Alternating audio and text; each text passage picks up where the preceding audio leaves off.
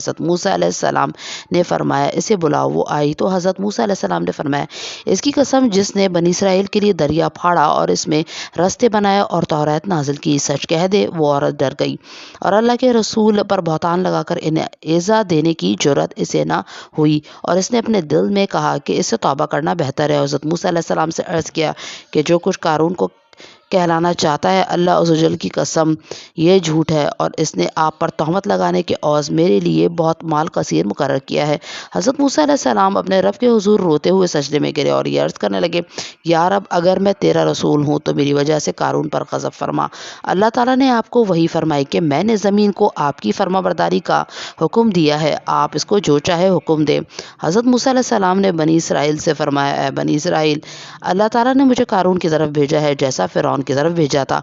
जो कारून का साथी हो इसके साथ इसकी जगह खड़ा रहे, जो मेरा साथी हो